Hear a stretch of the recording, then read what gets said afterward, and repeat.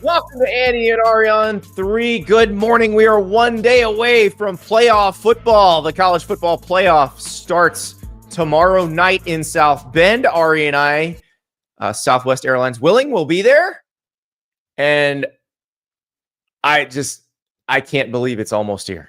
Thank you so much for the friendly reminder to check in 29 minutes. Appreciate that. Hey, go. Attaboy. Yeah, I checked in this morning. I got the A group. Remember on the show at 9 a.m. Central Time to let me know, because I will forget, and then I'll be C31, and it's going to be a terrible, terrible day for me.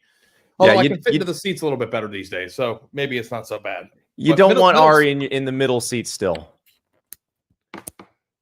I don't want Ari in the middle seat. So, no, it feels good. I'm ready to get to Indy, ready to party with you, man.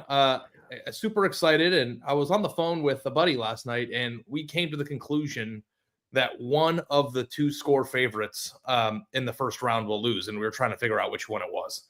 Well, we're going to have conversations about all those games today. And there's one that I definitely want to talk about. We're going to talk about, we've got some big transfer news that we have to hit, but we're going to talk about Texas Clemson in a minute. And I think that's one. There's a path for Clemson. It's narrow, but there's a path. Now, we also have a great conversation coming up with our friend Mike Golic Jr. from the Gojo and Golic show. He is going to be on the pregame show for SMU Penn State, the Bleacher Report pregame show, because remember that game's on TNT. Remember, and Mike is also a former Notre Dame offensive lineman, so he's going to tell us exactly what this game means for Notre Dame against Indiana in South Bend. But before we get to the playoff, let's talk about teams outside the playoff that are trying to get into the playoff for next year. And start with a question, because it is a Dear Andy and Dear Ari day. We have your questions to answer all day. Brendan in the chat says, hey guys, love the show. FSU fan. I see Patrick Payton is in the portal. Not sad to see him go. But my question is, how do programs get scholarship players to transfer out? Can't they just stay? Now, I think Patrick Payton is probably a different situation, because if he wanted to stay, I'm sure there would be plenty of playing time for him and they'd play him. He's probably decided he would like to go play somewhere else. But to answer Brendan's question, because there are guys that schools want to see transfer, basically the easiest way is the coach says you're not going to play next year. Like, you will be on the bench the whole time. Now, some players will be okay with that and try to stay, but for the most part, players want to play. So that's usually how that works. It's not as complicated, I think, as people wanted to make it, Ari. Yeah, having conversations that are blunt and realistic with players that you otherwise wouldn't have had those conversations with in the past if you knew that they were staying on your team is a pretty surefire way to do it. I don't know that I would want my boss to be like, your story is never going to get published on the front page here ever. You know what I mean? Like, everybody wants, but we'll let you out of your contract and you can go somewhere else. And I think that's the best way to do it. Yeah. Or we're never going to publish your stories at all, frankly. Yeah. So I mean, I get it. And it's difficult because I'm sure there's instances where people stay when the coaches would rather have seen them leave. Because the one thing that, doesn't get talked about enough in the transfer portal era, Andy, is that when you used to make a recruiting mistake, that used to live with you for 3 years. Yeah. That could tank your roster. You make enough of them, there's a reason why there were good teams and bad teams. Now, if you make a mistake, you can move on from that mistake a little bit quicker. Now it's harder to fill those gaps with hits, right? So it gets kind of hit and miss when it comes to that. But if you want to take a shot on somebody in high school that you think has a ton of potential, and then you find out in year or two that they're basically at their ceiling, which happened all the time and still does, there's a way out of that 4-year agreement. That's right. Now, guys that we think are going to be huge hits. The one we talked about yesterday, my saucy take was that John Mateer, the Washington State quarterback transfer, was going to be the most impactful player in the transfer portal this year. We now know his destination. We assumed his destination yesterday, but it is now official. He has committed to Oklahoma. He is following offensive coordinator Ben Arbuckle to Norman. The Sooners have their QB1. This is why Jackson Arnold hit the portal when he did. This is why he's at Auburn now. Ari, does this make Oklahoma immediately better? I would think so. If you get the most impactful player, yeah, I think so. The question that I have is, will they address some of the needs that they have at the skill position players, or is it just as simple as some guys getting healthy? And will they improve the offensive line, which they've taken a kid? So that to me, it's a process, but certainly in the right direction. I'm going to write about this after we're done here, and I want to help you. I want you to help me formulate what to think about this. But the cool thing about this new era is that Brent Venables in the past would have been in a really bad place from an offensive line standpoint, right? Like these problems that they had last year and snake bit their season are correctable in one off season. And it looks like they've gone about doing that now. The other thing with Oklahoma specifically, now this doesn't really apply to everybody, but I wrote about this during the season. I think it was the week after the Texas game. They made some mistakes in terms of strategy in offensive line recruiting in the 22 class, in the 23 class. They had actually fixed those by the 24 class. So that they've also got some young guys who maybe weren't ready to play yet, who may be in a position where they're ready to play and ready to really contribute and be effective offensive linemen in the SEC. So it's not just that they can grab guys out of the portal. They also probably have some guys in the pipeline that they feel good about. Yeah. But you need to correct them fast, right? Because I don't know that what happened at Oklahoma last year can happen again. And I think that what we're going to find in this era, Andy? I think that, when you felt somebody was a top 10 coach in America, like in 2010, that person was probably going to stay there for a long time, right? Like even during bad years, I think the fluctuation of how we perceive coaches is going to change dramatically year over year. Like how you viewed Mario Cristobal 2 years ago might be a lot different than how you view them now. Imagine how we felt about Mike Norvell at this time last year. 1 year ago, yes. Now. Like there's a lot of, and I think that like Brent Venables is a really good coach, and I think that he is a good steward for the program. And if you can get a quarterback in there that makes plays, because like John Mateer isn't just like a plug-in. He's not going to turn the ball he's over. a creator. He's an literal artiste. Playmaker. He is an artiste. If you could put some skill around him and block for him, like Oklahoma's offense should be awesome next year. Like it's like that, right? Like that's the but it's a big off season for Brent. Like I mean, you don't stop here. You have to keep filling those holes and making sure that when you line up next year, you have 7 offensive linemen that you can put on the field and it not torpedo your season. There's other teams in the playoff right now that lost 2 offensive linemen and it looks like they can't move a football anymore. And like that's harder now, but like I want to see them address the offensive line. And I don't know what you think about their skill position players. I don't know if you think they need to get one, but what if Zachariah Branch went to Oklahoma from USC? I know that's one of the ones he's considering. I just think that would be the craziest turn of events that suddenly someone's leaving Lincoln Riley to go to Oklahoma because they feel like they could play in a more explosive offense. I mean, don't you think that USC owes Oklahoma a few anyway after what they did with Caleb? Like, I think that they should toss a few back the other direction. Yeah, only fair. Caleb was a very good contributor for USC. That is true. And then, so Miami made a run at Mateer because obviously the thought is that Mateer will do for Oklahoma pretty much what Cam Ward did for Miami this year. That's the hope for if you're Oklahoma, and it's why Miami made a run at him. So they are still looking for a QB1. They do have Emory Williams, which I think people forget because he played a little bit as a freshman, got hurt in that Florida State game, but they liked him a lot. So I do think there's a chance that maybe he's their guy, but I would imagine he beat Clemson as a true freshman, didn't he? He did, and they're also still looking in the portal. So we'll see what happens there.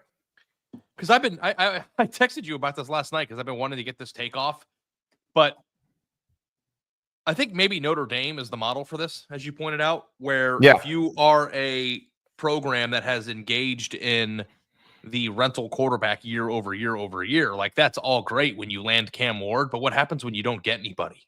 Yeah. And Notre Dame is moving out of that cycle. So they rented Sam Hartman, they rented Riley Leonard, and CJ Carr is now potentially the guy next year. And he's been with the program and signed out of high school. Recruit high school quarterbacks because eventually you're not going to get the best guy in the portal, and then you're not going to have a quarterback, and then your team's going to stink. But I don't know, maybe I don't like Miami wasn't really aggressive in pursuing a ton of quarterbacks. Like maybe they just thought Mateer was too good to not try to get, and maybe they're actually just comfortable with Emory. But if that wasn't the plan, they're going to be in trouble. If the plan was, we'll just get somebody in the portal at the end of the year, like that, that plan gives and it takes. It does. It does. You have to be recruiting out of high school. And look at Georgia. Gunnar Stockton has been in the system, knows the playbook. Situations like this are sort of made for that. So we will find out what happens with John Mateer, how effective he is at Oklahoma, but I suspect he's going to be really good there. Excited to see it. Ari, before we move on to Texas and Clemson, because we got to talk more about this game. I'm laughing because at Get Up this morning, my son was watching Get Up before we came on. They've been teasing an Arch Manning Quinn Ewers segment all day. Like it's escaped our little college football bubble. The Arch Manning Quinn Ewers thing. Everybody's noticed this. So we're going to talk about that in a second. But first, I want to tell you about MasterClass. They have a very cool new class on how to be a better sports bettor. Roll that video. You don't need to know everything there is to know about sports in order to win at sports betting. Stop betting blind. Learn how to beat the odds from our team of sharps. As long as there have been sports, there have been people betting on them.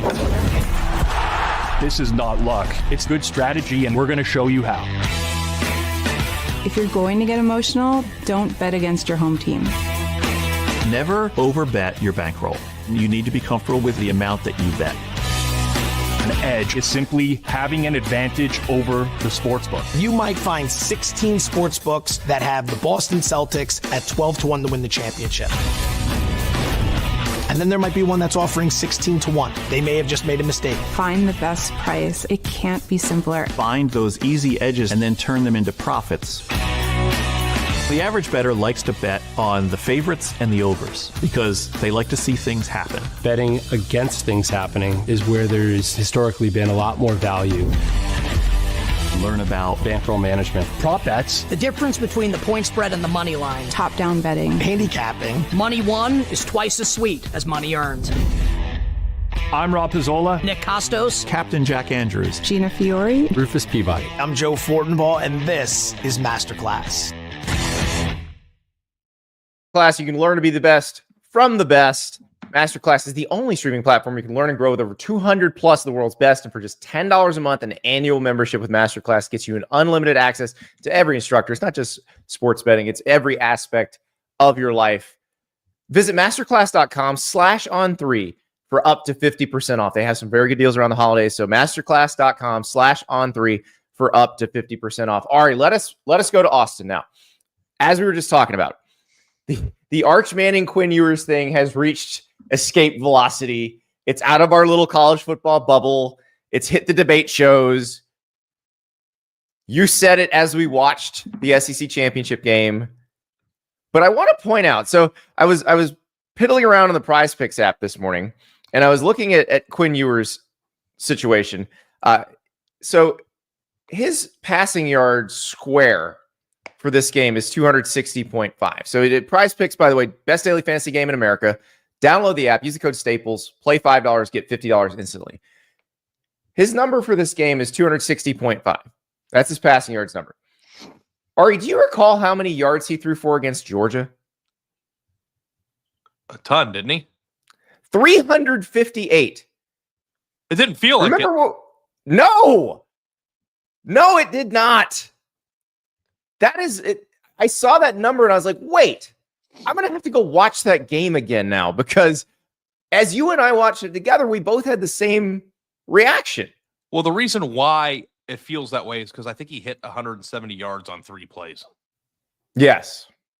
That slant over the middle was a big one. It was a pretty big one, and I know they hit a few deep balls in the first half, early in the first half. But yeah, like, that's what's so crazy about this, though. Like, your offense doesn't have to be scoring 40 to get to the yardage totals, right? Like, that's what coaches say. Yards are cheap, points aren't. Like, that's And I feel like as the game evolves, yardage in general is becoming less and less important. Field position is becoming less and less important because people are so good at moving the football now. But yeah, like the Arch Manning aspect of this is interesting because if he plays, I don't know, 20 snaps, which would be a lot, that kind of cuts into it a little bit. I don't know. Do you anticipate that? Like, what were they saying on the show? What were they debating on the show? What we've been talking about for 3 months? Is Quinn Ewers going to have a short leash? Exactly the thing we've been debating. Well, yeah. And the second that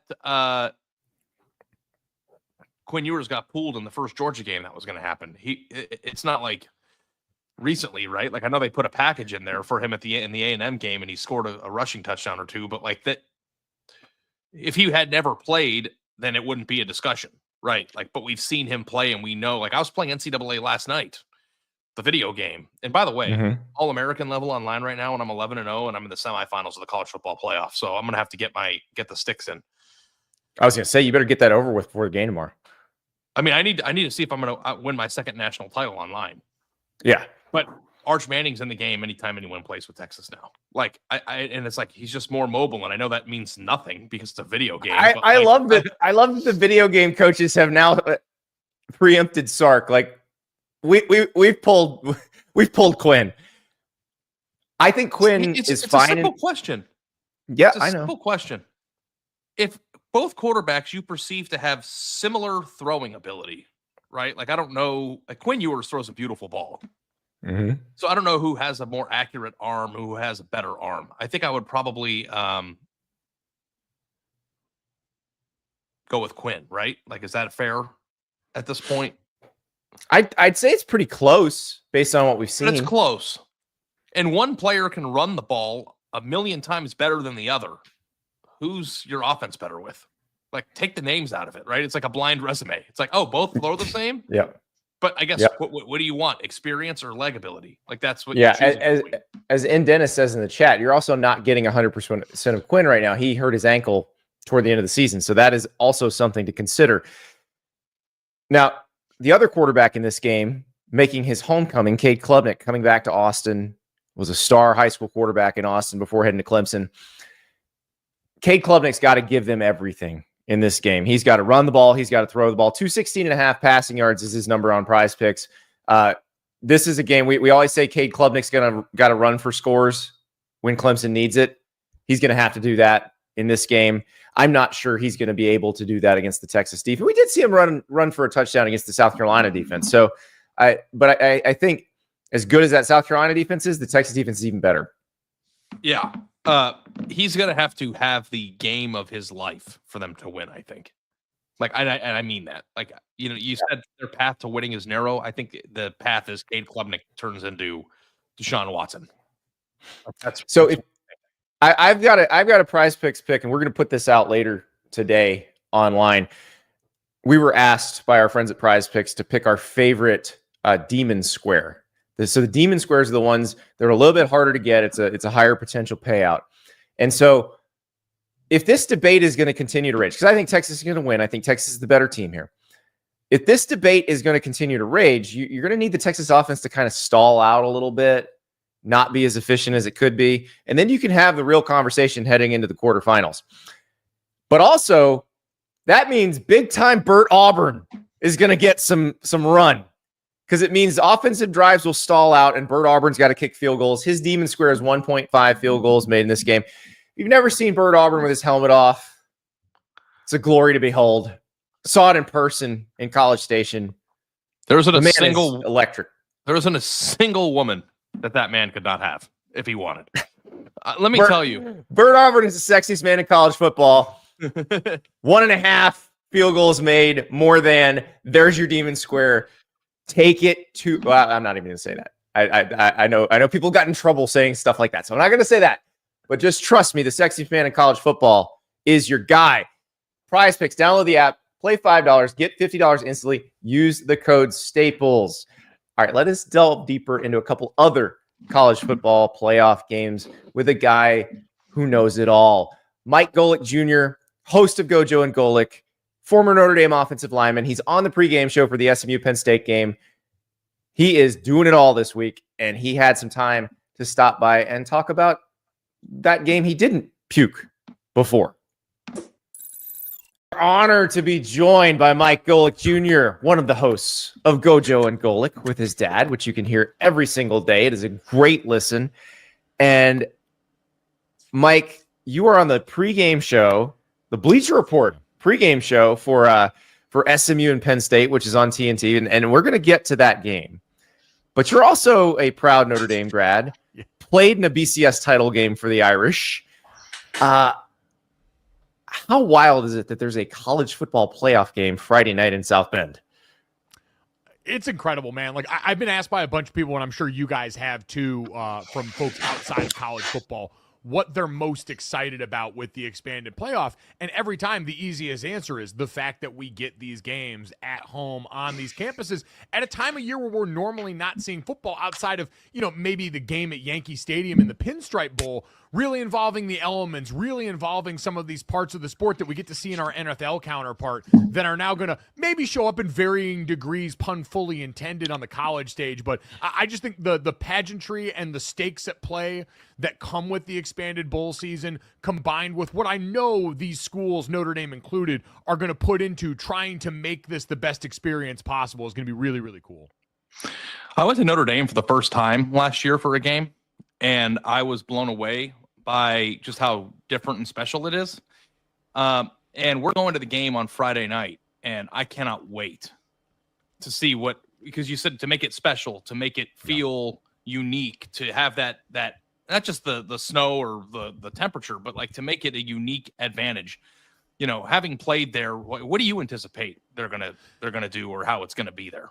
Yeah, you've already seen them starting to put some stuff out there. Pete Bavacqua was out there with the special towel that they're going to have in stadium. And I'm sure while, we know with the rules of the playoff, both teams are going to get to have the pageantry coming out of the tunnel and the stuff play on the video board for there. It's going to be a little more equal opportunity than maybe I would even like. But Notre Dame, the one thing about the game day experience there that's changed so much is in 2017, after the big renovation where they put the luxury seats on, they added the student center on the side, and they added the Jumbotron there, is they do take much more seriously now building out all of the game day entertainment to supplement what's going on in the field in there. They've done the light show going into the third and fourth quarter like a lot of other teams around the country have. And so I think all of those things combined with just an energy around campus and you guys know this, Notre Dame's a school without a conference. And so early in the season, I remember being there in years where we weren't as good and the losses would pile up in September and October, and all of a sudden the player walk's a little more sparse and some of those things change. The 12-0 season, we saw when that place is fully weaponized,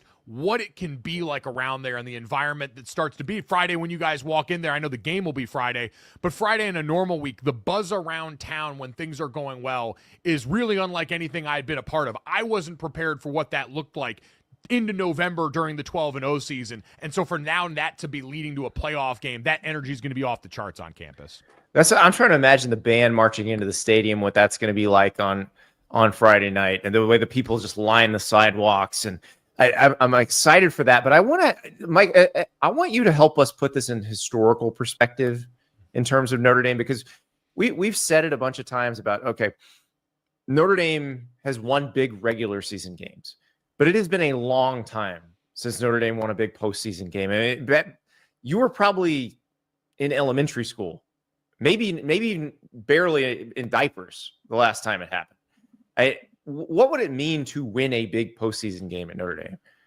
It'd be huge. I mean, for as much as, the latter half, especially the Brian Kelly years, did for resetting the floor for a program that sort of like what Penn State's dealt with, right? Where you're better than 90% of college football, but can't break that upper crust. For Notre Dame to get over the hump and finally get a meaningful postseason win, and to do it at home and to do it against an opponent that's this upstart Indiana team in space, I think would really resonate. And for Marcus Freeman, who already got the endorsement that every coach looks for from the school and putting pen to paper on a contract extension that's going to make him one of the highest paid coaches in the sport, that's going to continue to pour into the resources that you need with NIL and facilities around there, to now be able to take that momentum and show people even more proof of concept, proof that when Marcus Freeman came on here and when succeeded Brian Kelly, the talk was, hey, with the recruiting and the energy and the youth, you'd be able to break through maybe this ceiling, use the raised floor and break through. This would show you're actually taking the chisel to that ceiling that's right now existed on Notre Dame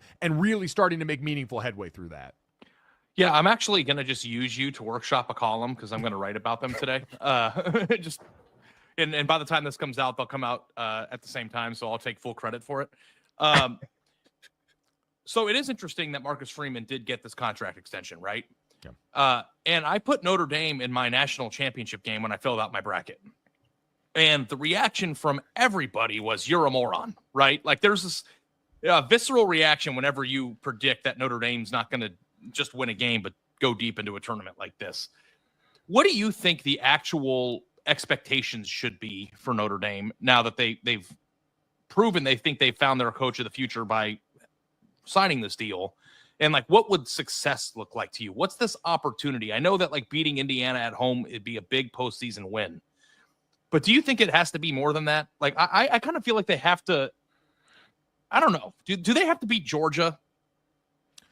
I think especially if it's a compromised Georgia team where all of a sudden you're dealing with a like lesser or fully injured Carson Beck, then that would certainly so let's put it this way, like the metaphor we just talked about of breaking through the ceiling, that would be the game. Beating Indiana is more one where, hey, you've got to do this to continue to show that earned respect post NIU was warranted, because Indiana is a very good team. They're incredibly well coached, but they're by no means the most talented team in the field. There's a reason they've been almost a touchdown underdog in this game. Notre Dame is supposed to beat Indiana, and historically they're supposed to beat Indiana. The stone on Notre Dame has been the programs that can recruit talent on a different level. It's been Ohio State, Georgia, Alabama in these big-time postseason games, Clemson in the ACC championship in the playoff years ago. And so beating a team of that, I think, would start to change some of the ways people around South Bend view what this program is capable of going forward. And the thing is, they've got a unique opportunity. I've said over and over, this is the best chance we've had mathematically to win a championship since we played in the BCS game. Again, I know people didn't give us a chance to win that one, but we were in the last game. We had a shot. And this year, where there's no truly transcendent team, Oregon's the most consistent. They're deep, they're talented, but they're not great in the ways that 21 Georgia team or some of the other teams from years past were so dominant you felt like it was going to take a Herculean effort to beat. Notre Dame, if they play their best football, can beat anybody left in the field. It's, can they go out there and actually accomplish that and get over some of the mental hurdles that might exist? Yeah, Andy, I think that like beating Georgia puts a stop to it. Like if they're able to beat Georgia, no matter what that Georgia team is, whether it's Gunnar Stockton or an injured Beck or whatever, if they beat Georgia, I think that's over. Are you crazy? Are you crazy? I actually disagree on that. Ooh. If you have one of those two and this is the thing, and I think the part here that I long ago waved by to caring about was when you're talking about Notre Dame, the perception and people's feelings really often get in the way of any true analysis of what's going on here. And so I do think even if it is anything short of fully healthy Carson Beck, and even with that, people would probably say, hey, it's a down Georgia team this year. Hey, it's not quite as dominant as they were in the past. Hey, people are always people who want to find something are always going to find a reason to not like Notre Dame if that's their station. That's just the kind of program they are. But even if specifically it's with Notre Dame, people like Notre Dame evokes strong feelings in people. If I say Notre Dame, it's funny because when we do the live shows, you watch the chat. If we turn the conversation to Notre Dame, invariably the first comment is nobody cares about Notre Dame. Well, yeah, you do. Because you just told me you did. Yeah. And also, too, if this Georgia team is down, is that because Georgia's down, or is that because that's the new standard of the sport, too? You have to take into consideration that, like, the 2020 Alabama down team compared to what? Compared to being, like, having two deep players that would be first-round draft picks if they were playing this year. Like, that's like, I think that Notre Dame is always going to get that reaction from people, but, like, rational people who are upset that I have Notre Dame advancing to the national championship game that don't have a deep-rooted hatred for Notre Dame and what it stands for, I think you could rationally say, hey, this is a team that is constructed well enough to beat a team as talented as Georgia, regardless of who's playing quarterback. And if you have any analytical brain or any thought process of what the sport looks like and what they did, like negging them because Georgia's not full power when Georgia may never be the Georgia they were 2 years ago ever again is ill-fated and wrong. I agree completely with that. What I'll say, too, is that cuts both ways, right? There are people that, because it's Notre Dame, are going to overrate things that have happened. I'm always slowest to call out a Notre Dame team as being able to contend at a certain level because I've been a part of disappointing Notre Dame teams in the past. I'm snake-bitten like a lot of our fan base is in accepting the new reality of the program here. And so I do think you're absolutely right in that regard, that there is a logical argument that can be made now and from here on out. I think, quite honestly, a lot of that changed in my thinking and in some people's estimation last year with how Michigan went about winning a title. Because there are years where I look at that Georgia defense, the Alabama offense from 2020, some of those Clemson teams with these transcendent future NFL quarterbacks and say, that's going to be pretty tough in this day and age, given some of the recruiting constraints there. I look at what Michigan did, and it's no slight to the skill guys there, but winning with competent beef on both sides of the ball. Buddy, we can do that in South Bend. That's an accessible path forward to a Notre Dame team that built over a long period of time to get to that zenith and hit it at the right time. And that's probably what it would take for a Notre Dame championship. But seeing that last year for me is like, okay, we can do that. I will buy your competent beef t-shirts. I'm all for the well, okay, I was thinking about this. When did it happen? And feel free to claim your own era that Notre Dame decided we are going to be an offensive line factory. Ronnie Stanley era? Is that?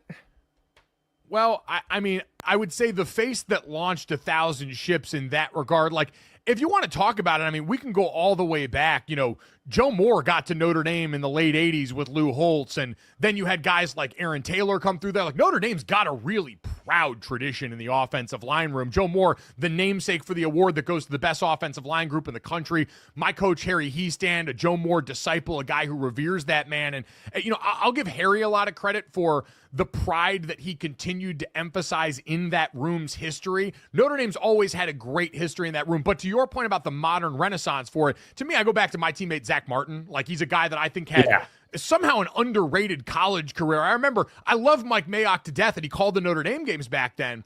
But I remember when Zach was going through the combine and pre-draft process in 2013 or 2014, the year he came out, and he went through and had a good combine, and Mike Mayock's like, I'm going to have to go back and watch the tape. I'm like, Mike, you're the one that needs to be preaching the gospel on this man and letting them know that this is a guy. I mean, we had teammates that nicknamed him the Warden because during one-on-one, he would just cuff you and escort you past the quarterback every single time. He's the most consistent player I ever played with. And I think that standard that started in 2012, really, where you had him and Harry Heestand as this sort of cocktail that produced that first-round offensive talent that ends up begetting Ronnie Stanley and Mike McGlinchey and Quentin Nelson, who's probably the perfect Notre Dame offensive line weapon that was formed in part of their Joe Moore award-winning line, to, you know, the guys that we've had now and Liam Eichenberg and the group of guys, Robert Hainsey in the most recent classes here. I think that was really when you started to see, okay, we're back to it being blue chippers every year and not only having the talent there, but you guys know this, in the NFL, there's a lot less time on the field. You need guys coming in technically more ready than ever before. And Notre Dame, whether it was Coach Heestand there during his runs there, Jeff Quinn for the little while that he was there, and now Joe Rudolph, who obviously has his own storied history at Wisconsin. At Wisconsin, yeah. You've got really great teachers at the position to go along with the talent at a place that's always going to value that and how it builds out a game plan. You know, Mike Denbrock, who's on his third stint in South Bend now, who coached tackles and tight ends when he first got there, understands and appreciates it. So it's a top-down approach and an understanding of the identity that this school has always had, but one that really has been a ready-made factory producing these guys since the early aughts. So, Mike, you're doing the Bleacher Report pregame show for SMU Penn State, which, by the way, everybody's on TNT. So don't be shocked if you're trying to find it. It's on TNT. This game's fascinating. I listened to your show about this. Ari and I have talked about this all week. The Bo Perbula thing is wild, not just because of the circumstances, but because this guy had a role in the offense. Are you sitting there going, okay, what happens if Aller goes down? Like that's I can't stop thinking about that now. Well, and I can't stop thinking about, and you guys, you saw it clear as day in the Big Ten championship, but we'd seen it earlier in the year. Was it the Illinois game where Bo Prabula had to go and play the majority of the game because Wisconsin got knocked out? Wisconsin, sorry. And you saw the way that the rushing offense changed completely when all of a sudden you introduced zone read. And in the Big Ten championship game, it was some zone read, even with Drew Aller, some quarterback bash exchange stuff with the running back. The Penn State offense, with as great as those two running backs are, operates at its best when the quarterback is involved in the run game. And against these increasingly better defensive fronts, we're going to see the value of quarterback run all postseason, speaking of Notre Dame. And so that's my biggest worry is how much does it affect your play calling with your starter if you're Andy Kotelnicki and Drew Aller saying, hey, if we really get to a point where we need to be able to grind out some yards on the ground and it's not coming, are we going to be willing in high leverage situations early in this game to put our quarterback potentially at risk because we know it morphs us into the best version of our offense? Well, also simultaneously taking a bigger risk of putting them in harm's way when you don't have any wiggle room with that regard too. Yeah, it's like crazy. And I don't know what it is about the sport, but I always feel like if you have a wart or there's a problem or you're self-conscious about it, something, they tend to pop up, don't they? They always tend to pop up. And this time of year, we've heard a lot of coaches, James Franklin included, get to the microphone and talk. Andy, I liked your article the other day about possible solutions for the December portal and the problems that have plagued coaches trying to go through now this expanded playoff for the first time where you're trying to go through roster retention, roster building, and just figuring out who's going to be on the field and available for you during this postseason run, while also watching guys manage their future. And so that's going to create different warts that are there. I always said this 12-team format was going to reward depth and health as much as anything else. And, for Notre Dame, Jeremiah Love, Howard Cross, guys that were banged up at the end of the season that are expected to play, but how much will be there? Jordan Tyson in Arizona not being available to them. You can get through the Big 12 championship. I don't know how that bodes for this. And so combine that with players that might not be there now because you're dealing with portal issues here is just a whole other way to kind of look at the flaws showing up in a big way. Well, and this is one of those situations where like SMU probably lost their best offensive weapon in the middle of the season in their tight end. And like Rhett Lashley's done a good job stitching this together, but you wonder like if they were to get by Penn State, what's their depth situation? Yeah, that part's going to be really interesting. They, you're right, losing RJ Maryland when they did almost, again, it's a net negative because he's so great, but you also have had time to adjust. Like the timing of all these injuries is also going to matter too. Mm-hmm. Notre Dame, Jeremiah Love got injured against USC. So now all of a sudden, if that meaningfully changes their game plan, that's a lot bigger issue. Same goes for some of the portal guys here. So when and how you account for that is going to certainly be huge. But SMU, I think with that in mind, you're as coaches now in uncharted territory where you're trying to manage, hey, how do we try and go on a deep run here, but also know that we're in a one-and-done tournament. Things turned around for SMU in the ACC championship game when they started going for broke, when they started involving Kevin Jennings in the running game more, when they started more of the double move and trick play stuff that Clemson was bringing out at the beginning of that ACC championship game. I think if you're SMU, you got to be in the trick bag early on in this game and throw everything possible at them and see what sticks to go out here and make sure that you are in this game with a chance going into the second half because they're talented enough with their top-end guys to keep it close. Andy, you're probably going to hate me because this is terrible podcasting and out of the flow, but I had to ask him a question that I didn't get off about Notre Dame that I just have to go back to. Oh, I think I know where you're going, so I'm ready. Let's go. Well, let's see how in sync we are. What do you think I'm going to ask? Well, so I'm thinking about the Manti Te'o story that he told on Good Morning Football about watching the Alabama players go by before the 2012 the national title game after the 2012 season, which, Mike, you were standing there. So I'm curious what it was like watching that parade of elephants as you're about to take the field.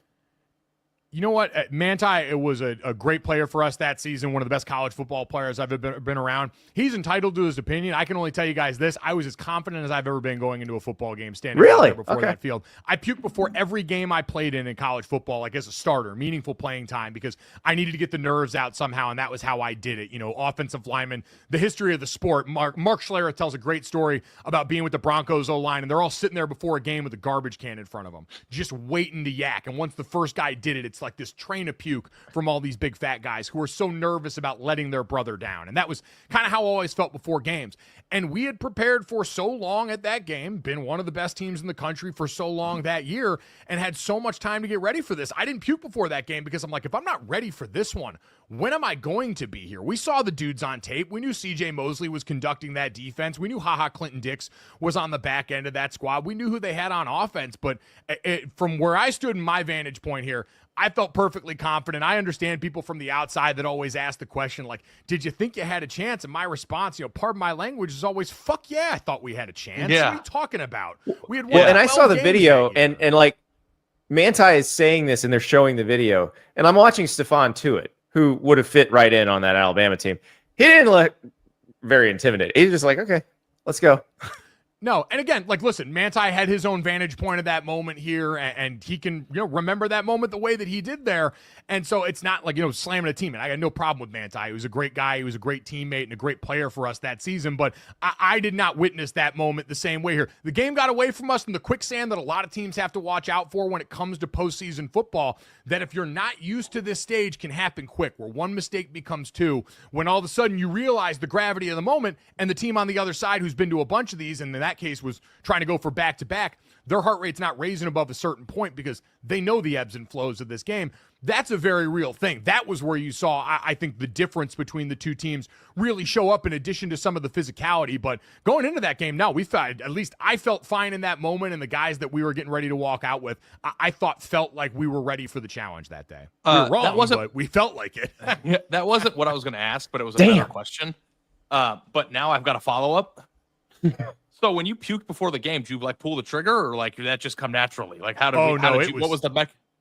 It was sitting right here at all times. And I tried everything. Like, I tried to change up the pregame meal. I tried to eat lighter, eat at different times, everything that you could possibly do. And unfortunately, the tunnel that everyone's getting ready to run out of in South Bend this weekend for that game, the back of it there is probably still some remnants of my innards, because I would always hang towards the back. I never wanted to be the first guy out of the tunnel. I was slow. I was going to get trampled by people. So I was in the back handling my business there, unfortunately, for whoever had to clean that up. Here's the question I was going to ask, and sorry for keeping you a little bit long here, but from your vantage point, is Marcus Freeman the guy there, and do you think the extension was timed correctly? I do. Whether or not they wanted it out the week of the game, or they wanted to wait for that after, and if you listen to Pete Bavacqua, they knew they wanted this done then, and I think to answer the initial question, yes, I do think Marcus Freeman is the guy. I think in this day and age, we have seen a premium on young coaches that can connect with players in a different way and that don't have preconceived notions about what the system used to be here. You haven't heard a lot of complaints out of South Bend about the nature of the portal, the different things that thrown at you in college football cycle. You've just seen them attack solutions, and that's leadership from the top down.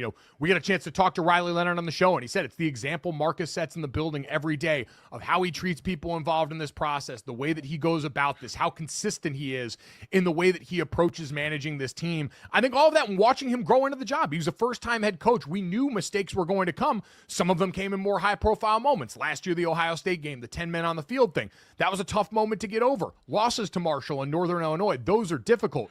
But every time adversities come up, you've seen the response there, and you've seen them capable of playing ball in modern college football with NIL, with the portal, doing all these things that I didn't know as a Notre Dame fan in a school that hugs tradition so much, if we were necessarily going to dive right into the deep end on that, and they have. And I think Marcus's leadership is a big reason why, so I was glad to see that contract come through.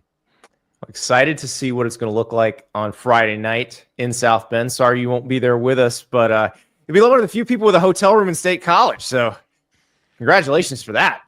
I am jazzed to get back to one of my favorite on-campus eateries, the Berkey Creamery, and no matter what temperature, absolutely mash some ice cream while I'm on campus there. I hope that I'm sure you're probably going to end up at the national title game. I would like to go on some sort of Atlanta food tour with you to kind of keep the tradition alive, the national championship taco thing. I got some spots. If we could get together and just go smash some food as a family, that'd be great when we're out there. Boys, that is a date. You can count on me for that one, absolutely. Mike Golic Jr., thank you so much. We'll be watching you on the Bleacher Report pregame show and listening every day. Gojo and Golic, wherever you get your podcasts. Thanks, fellas.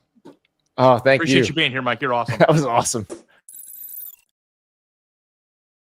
So What Ari was doing was code for asking Mike to join us at the Olive Garden, but we got some other spots. Just so you know, I've never told you this. I puke before every show. I'm glad. Right here. Get it out. Isn't that what Scott Cochran used to say? Let's see breakfast. Like if you do like a random ranking of things that feel the best, obviously, I think going pee when you have to go really bad is one of them. Obviously, there are other things that feel really good physically that we don't have to get into on the show. Mm-hmm. But I think relieving yourself through puke after you're done puking is one of like most gratifying and like relieving feelings a human can have. And that's been Deep Thoughts with Ari. And relief. I was gonna read an ad there, but I'm not now. Like I don't, because that company will cancel on us if I read it next to that. So we're gonna move right on to Dear Andy and Ari, and then we'll read the ad. I think number one is the relief of extreme pain. If something really hurts and then it goes away, that feels really good too. Okay, go ahead. Listen, I just watched Varsity Blues again the other day. Puke and rally. Like, yeah, I get it. You'll rally when you rally. Yeah. But Ferris in the chat is exactly right. This show is off the rails. Yes. But we need to answer questions. Sailor Joe asked a question in the chat yesterday. And I thought this was an interesting one, especially given the conversation we had earlier today. I realize we've been talking about the playoff, but we've also been talking about the portal. So, question from the whole office here in San Antonio. If Ewers hits the portal, where would he find the most success? So, I realize we are putting the cart way ahead of the horse here. But it's a podcast. This is not predicting what will happen in the college football playoff. This is trying to predict what will happen after the college football playoff. Will he go to the NFL, or would he potentially go to another school? So let's say Quinn Ewers just decides, I realize Arch Manning's going to start at Texas next year. I don't know that I want to play in the NFL. I can do a really good deal in college. Where would you put him? Where would you want to see him? I would want to put him in a place that has the best offensive line and the best skill position players around him. Like, I don't think that Quinn Ewers would thrive in I don't know if this is a fair thing to say, and maybe we'll be proven wrong if he has an incredible CFP run here. Some quarterbacks are the engine, and some quarterbacks lift all the boats. And some quarterbacks exist perfectly being a distributor and somebody who isn't going to make catastrophic mistakes a lot. I think that he's more of the latter, right? Okay. Like, I don't know that you're going to put Quinn Ewers on. Like, I don't know that I would love like Quinn Ewers, and I know this is blasphemy to even suggest. But like what Mateer brings to Oklahoma, I don't think Quinn Ewers can bring, right? Like the guy who's going to be the X factor, who's going to change everything, right? You want him in your offense, throwing darts, getting the ball out on time. John in the chat says to Georgia. That actually is kind of a nice fit. Yeah. Miami? Yeah. Although Miami benefited from the improvisational skills of Cam Ward. Yeah, but Miami's going to have a good offensive line next year. And they'll have good skill position players. Skill position players. Like, I think that he might be good there. I saw Michigan, but I think they need you'd want Michigan to have a little bit better receivers. Well, let me ask you this. What about Ohio State? The comeback. The question is, how do they have Julian Sayin. How do you feel about Julian Sayin versus because you've got a known commodity? Des in the chat says Quinn is going to the NFL. We think. Well, I think the better question, or another question, is do you think that Quinn Ewers will be drafted higher if he comes back and plays like he did this year somewhere else? Because it might be the smartest thing for him if. This is a complex scenario because I also think Quinn Ewers has probably been amongst the best at capitalizing and maximizing his NIL potential. Right. This is a legitimate dollars and cents conversation because depending on where he might get drafted, he actually might make more money in college football next year. Yeah. Right. So if you can make more money and give yourself an opportunity to potentially increase your draft stock, that's probably a pretty good business decision. But on the same token, the NFL quarterback big board right now for the draft is very, very light. Right. And next year could be better. Yeah. I think it will be. Yeah. So it's very interesting. And producer River says, imagine the Dr. Pepper commercials though. You do have to run it back. He did a good job in the Fansville commercial. I will say that. So yeah, I want more Fansville commercials with Quinn. Quinn Ewers to Notre Dame. No, I think they're moving on to CJ Carr. I think they're going homegrown next year. But we'll see. Are we supposed to come up with ideas that actually make sense for places that need quarterbacks, or just good ideas? Like, I think it's ones that make sense, and I think you've offered some. Yeah, you've offered some, and like with Georgia, Gunnar Stockton could cement himself as the guy. Producer River asks, does Oregon make any sense? I think Oregon, they would like Dante Moore to be the guy. I think that's the point. Yeah. So, Ari, now we can talk about Panini America, your favorite sponsor of ours. Visit PaniniAmerica.net to collect your favorite college and NFL stars. The Luminance series features NIL cards with Arch Manning, with DJ Lagway, with Luther Burden, with a bunch of fun college players. Also, rookies. So I've got this Luminance numbered to 50 Brock Bowers in his Georgia uniform. He's now maybe the best tight end in the NFL already. We knew he was really good when he was playing in college too. Ari, you've got some nukes, as they call them. Yeah, I've got a bunch. Panini sent me a care package yesterday. I don't know if you got one too, but if you did, they're mine. They care more about you. No, but like if you did, they're mine. Seriously, I don't know. We're gonna have to work something out because I need to. I'm obsessed with these. Okay. I got a Khalil Shakir camo print out of 2024 Prism last night. I was tweeting the boxes they sent me, but I didn't want to tweet the hits yet. I wanted to show you guys on the show. I got a Keon Coleman out of Mosaic. Rookie auto. That's pretty nasty, right? And he's Keon Coleman, one of the most impactful draft picks. We talked about how impactful Keon Coleman was out of the transfer portal for Florida State last year. He might be even a more impactful guy as a draft pick. Like, he's been awesome for the Bills. Troy Franklin, silver rookie auto. Ooh, beautiful. And these are the new Panini Prism. Like, this is like when you open Panini Prism, like, there is an opportunity in this product for you to hit a nuke that could change your life. Like that, that's what's so thrilling about opening it. It's like getting what you get is great, but the thrill of opening the box is unlike anything else. Like last night, the box got delivered at 9 p.m. and my wife wanted to watch Yellowstone. And I was like, okay, well, we're not going to do that for another potential series finale of Yellowstone, by the way. So this is big doings. Yeah. Awesome show. But I was like, I'm going downstairs and opening these cards. And she's like, you're a child. And I'm like, you don't get it. And if you don't get it, then we're not going to make it in life. But I think she's starting to figure it out. Boomer Esiason. This is a new variation, white this year. This one's numbered, I believe, to 35. And then this is the best hit that I got out of Prism, which is a gold Chris Olave hype. That's numbered to 10. Very nice. So I've got to get these top loaded and whatever. But like that, to me, this is the best, in my opinion, product that they released for the NFL all year. And like I have to go through my hits and top load them. But I've got a stack here of hits. Dante Culpepper Green Scope. We got a Lamar Jackson Red Wave here. This one I think is numbered to 149. So we got some good color. And I feel pretty good about it. But like, yeah, it was electric. And if you are looking for Panini Prism, visit PaniniAmerica.net as Ari reaches for yet another card. They sent me Mosaic too, which is out. This one is not incredibly valuable, but also think it's really cool because I also love the stock market. But like this is a Caleb Williams capital gains, and there's like money and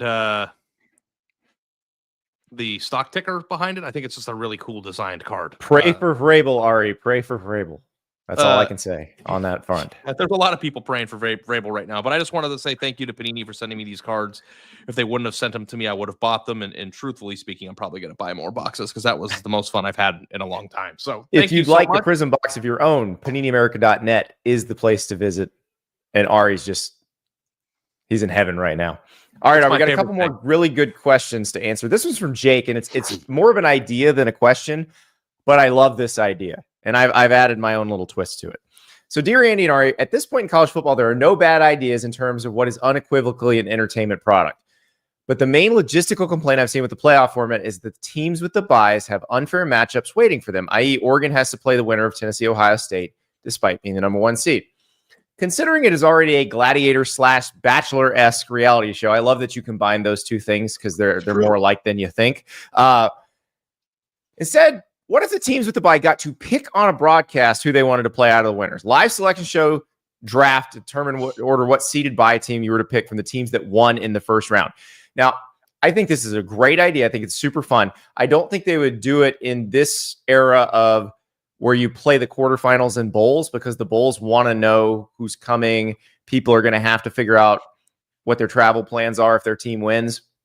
I do think if they move the games to campus sites for the quarterfinals, which I think is going to happen eventually, I think that's a little easier because then the home team, 90% of the stadium is figured out. Like everybody knows how to get there. Everybody knows what they're going to do. They know their travel arrangements. You're only talking about 10% of the stadium trying to figure out how they're going to get there. Unless it's Tennessee, Ohio State this week, apparently, but we'll see. So, but I put a twist on this idea, Ari. What if they had the same kind of bracketing format, same rules as this year, but instead of just saying the Penn State SMU winner plays Boise State, you rank the teams, you seed the teams, and then you go like, so let's say they had the rankings and the seedings, and they said these are the first round matchups. So Ohio State, Tennessee, Notre Dame, Indiana, SMU, Penn State, Clemson, Texas, all the first round matchups. Immediately you cut to Dan Lanning, coach of the number 1 seed. And you say, Dan, you have 5 minutes. You're going to play the winner of what first round game? And he has to pick. Well, that would be gambling because you don't know who's going to win the first round game. You don't, but the joy of it would be watching the coach insult 2 teams at once because you're insulting both teams by picking the matchup. Yeah, it would be better if they were able to choose it when the games are over. I think it's more fun if they have to choose which one, like just gamble on which one might win. I am guessing. So you would probably he would pick Penn State, SMU. I'm guessing. That's what he would pick. But then playing Penn State in the second round isn't that big of a reprieve than if they were to play Tennessee or Ohio State at this point, right? So like it's like, this is kind of fun because it's just grab ass idea, and the more you can make this like a HBO special, the better. But like also at the same time, they should just seed them in order and then make a bracket. Exactly. It's not that hard. In the written Dear Andy column, that's exactly what I said. I said, well, just do it straight. And you can still have guaranteed spots for conference champions. Just put them in at the bottom. Like it's that simple. Now, the thing that's difficult about that is that doesn't completely solve it. Because if you ask Oregon or Georgia who they probably would least like to play in the second round, they probably would what would you say, pick Texas or Ohio State out of this bunch? Or Notre Dame. Texas, Ohio State, Notre Dame, I think would be, although I don't think anybody wants to play Tennessee in the second round either. Yeah. But like at the same time too, there are going to be years where the team that's the number 9 seed, and rightfully so, is actually the third best team. Like that's the hardest thing about college football too. It's like teams have bad games. I'm okay with that, with a little bit of that. I'm more okay with that than I am with this. Like having Boise State and Arizona State sitting there waiting for that shouldn't happen. Like, yeah, because that is happening to Oregon. Oregon's bad matchup in the second round is because 2 of the best teams in the thing happened to be 8 and 9 because of the conferences they played in and had a bad loss. But like at the same time, like Oregon would probably rather play just about everybody else. So, Oregon already had everything it could handle with Ohio State. I mean, I guess it's true for Boise too, but like the reason why the bracket is messed up is because you have teams that aren't in the top 4 getting buys, but also because teams that are actually 8 and 9 are actually probably not 8 and 9 when they're playing well. Yeah, exactly. And you can't change that. So it's going to change. It's going to go up to 14. Who knows? Maybe there might be a push to go to 16 and not to have buys. Yes. But how about 30? How about 40? How about everyone? Keep throwing out the ideas, Ari. That is what you want. Because what if the opener, the season opener, was just the first round of the playoff, and it was just 15 rounds, double elimination. Let's do it. We'd have to add some teams. Double elimination. I don't know what the math on that is. Oh, double elimination. Yeah. Oh, the losers bracket would be spectacular. I don't even know how that would work. If you go 0-2, you're out. Your season's over. Yeah, you don't play anymore. It's like it's an elimination pool. Oh and my everybody's god, in it. Yeah. We're a bad at math podcast. The idea of a 135 team double elimination tournament just breaks my brain. And you just have Chris Vadini do the 1 through 35 for seeding, like 1 through 131, and then like number 1 plays 131, and then you just go down the list. And then you can really freak out about preseason rankings. Could you imagine how electric preseason rankings would be if that like was the bracket going into the year? Unbelievable. Why don't they even just stop keeping score? We used to have a segment called No Bad Ideas Friday. This is now No Bad Ideas Thursday. So blue sky thinking. All right. Blue sky thinking. All right. Let us move from the playoff this year to talk of the playoff next year, not format, but teams. This question comes from Brian. Which team that did not make a bowl game this year has the best chance of making the college football playoff next year? And Ari, I love this question because there is a magical place that I can point to where there are so many teams that fit the bill for this thing. Because Indiana and Arizona State are teams that didn't make bowl games last year. They're in the college football playoff this year. I think Indiana took the hard route. I don't think you're going to see that happen very often. But what Arizona State did by winning the Big 12, I mean, let's think about it. The Big 12 is a magical land where anything can happen. Like, if I told you Utah turned things around and won the Big 12 next year and made the playoff, would you be surprised at all? I mean, there is one that jumps out to me immediately. Which one? There's one team that just like hit me in the face. Auburn. That's an interesting. I had not thought about that, but you're right. Auburn absolutely could. I mean, they're doing work in the portal right now. They have a really, really good young receiver who's going to be a first-round pick and is probably only going to get better. They've got a coach who has at least shown in the history of his life to be very good at drawing up plays. I don't know where they're going in the portal right now, but like, we have Jackson Arnold. We're doing this. They got Jackson Arnold, but I don't know who else they're going to get, like, to supplement whatever weaknesses they had. But if they get the best of Jackson Arnold, they run the ball well, and Cam Coleman is awesome. And they also had a receiver visiting that was really, really good. I can't remember which one it was. They had Casey Concepcion. Yeah, Casey. Visiting. Yeah, that's right. So I can imagine if they had Arnold, him, and Cam Coleman, they ran the ball hard and turned it over. They'd be awesome. The thing that is interesting about Auburn is that it also could be a dumpster fire. So, like, I don't know. But that is Auburn every year. That's sort of the beauty of Auburn. Like, you don't know what you're going to get. You're not going to find a 5-7 team right now that is more dangerous going into the next year than Auburn, right? No. Because we don't know what's going to happen with Utah. We're just assuming based on Kyle Whittingham's record, they're changing offensive coordinators. Isaac Wilson's back as a quarterback. Like, he jumped in the portal, came back. I don't know if that means Isaac Wilson's the quarterback. Producer River says a Florida State turnaround. I mean, I guess they went from 13-0 to 2-10 that quickly, but I that's hard to imagine that level of turnaround that quick. Yeah, I mean, other teams that you could, throw into the conversation just based on record would be like Michigan State or Wisconsin. Wisconsin's an interesting one because they are making changes. They went with Jeff Grimes as the offensive coordinator, who is he's an O-line coach by trade. So obviously it's them wanting to lean more into that and maybe go back a little bit toward the way they used to. They've got 2 quarterbacks out of the portal now. This is an SEC Big 10 conversation because it'd be really hard to go. Like, there's no possible way. No, the Big 12 is easy. Like, I can tell you right now, Utah, Oklahoma State, and UCF out of the Big 12.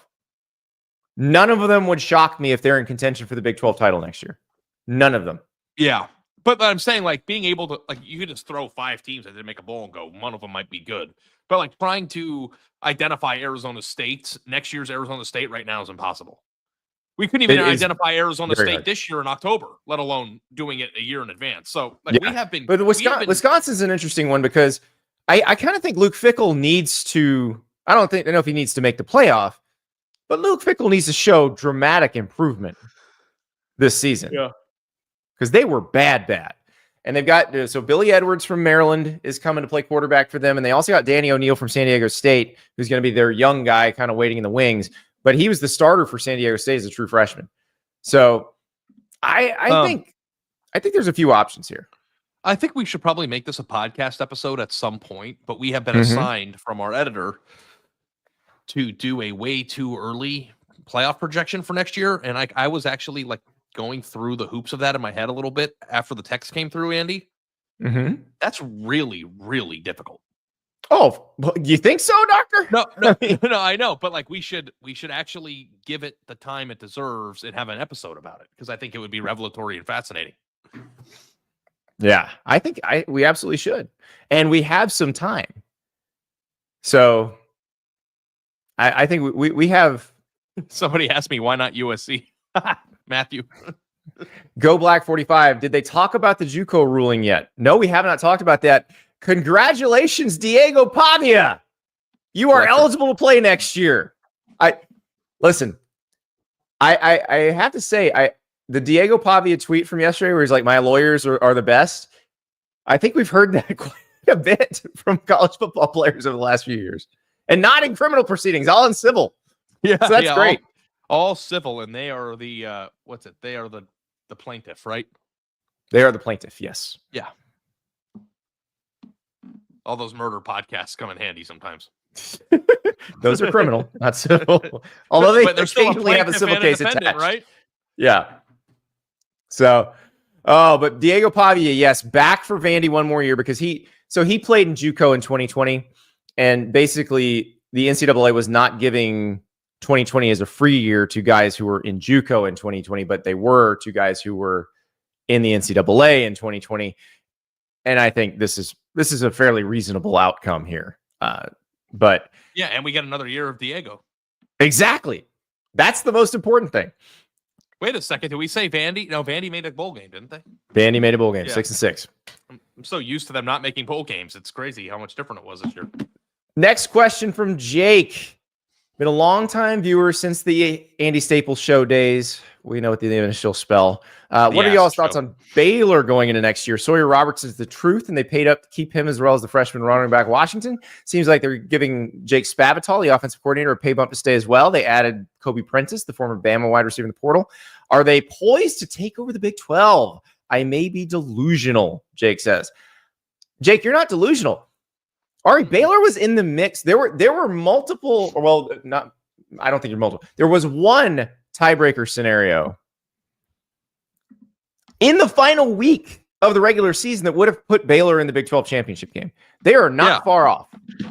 Well, also too, like, I think that more than anything, personnel and maintaining, your quarterback and offensive coordinator are huge, but like for a while there, it just seemed like Aranda lost the program. And then to see what they did this year makes you go, oh, I remember, loving this guy or thinking this guy was amazing 2 years ago. And we kind of lost the plot a little bit. And then here they are. What do they win? 6 or 7 in a row this year?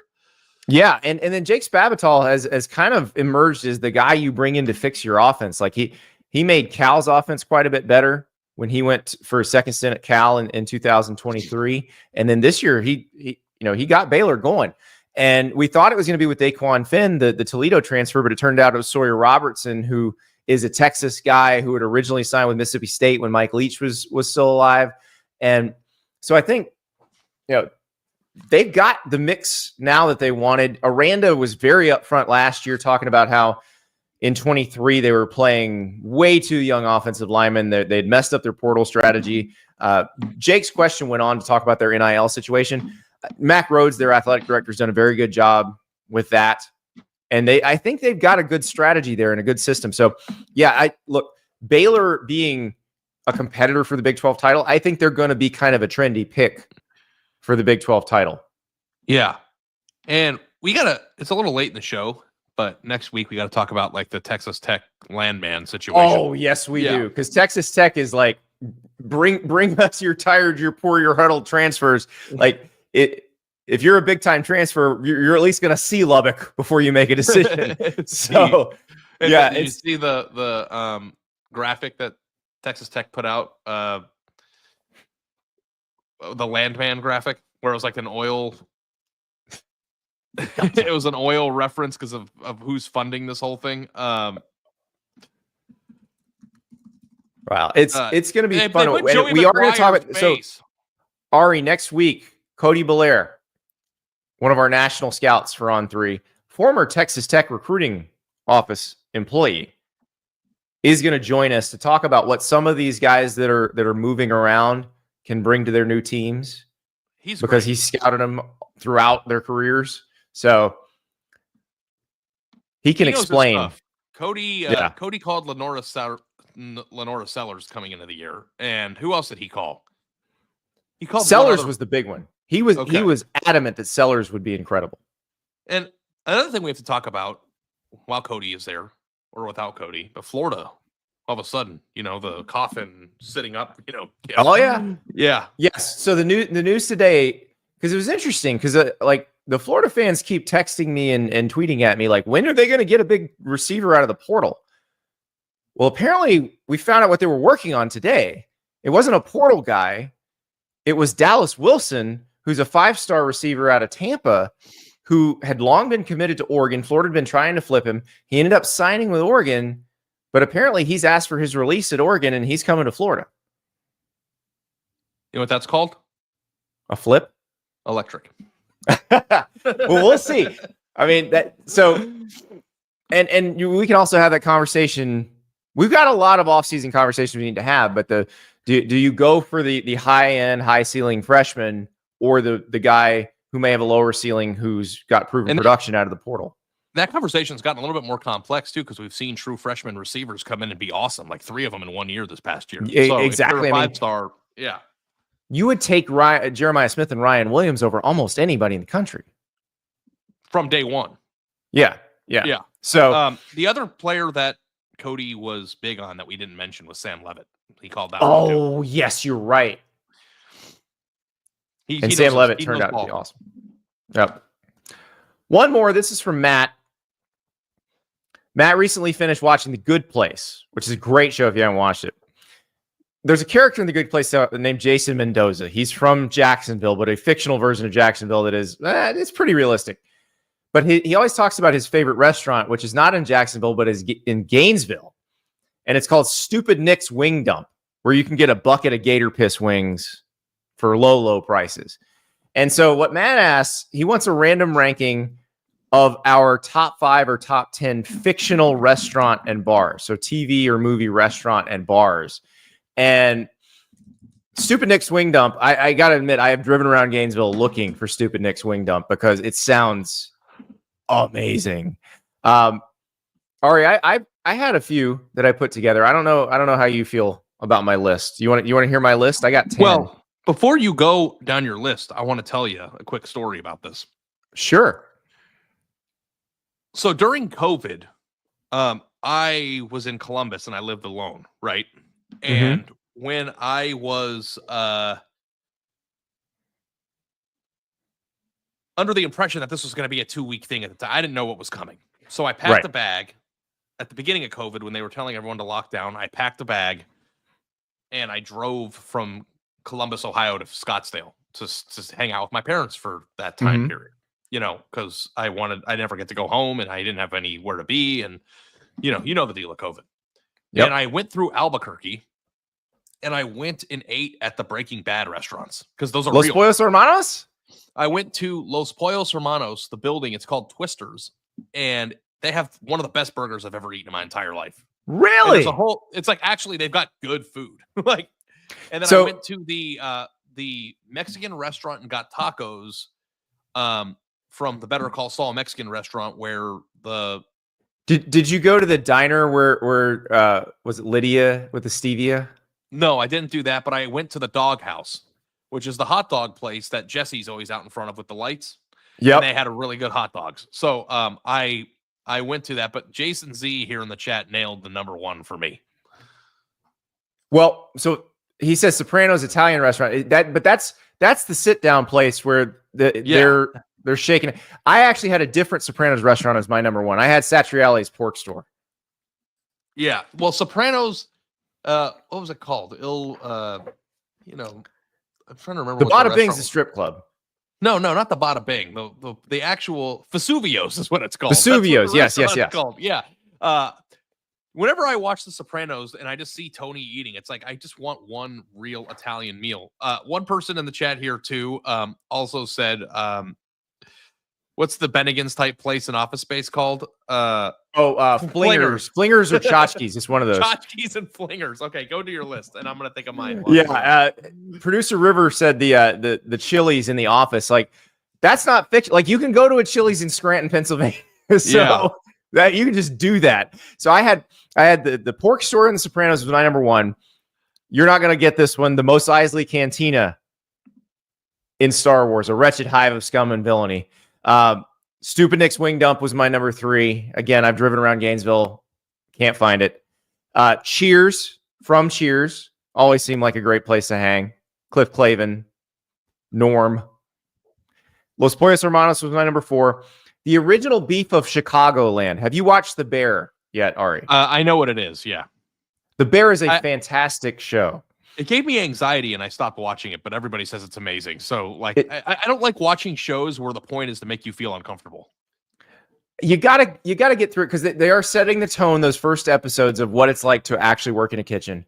And then it just blooms from there. There is a season 2 episode where they have Christmas dinner. Now, you will get anxiety, but it is one of the greatest episodes of television I have ever seen. Jamie Lee Curtis is in it. It's awesome.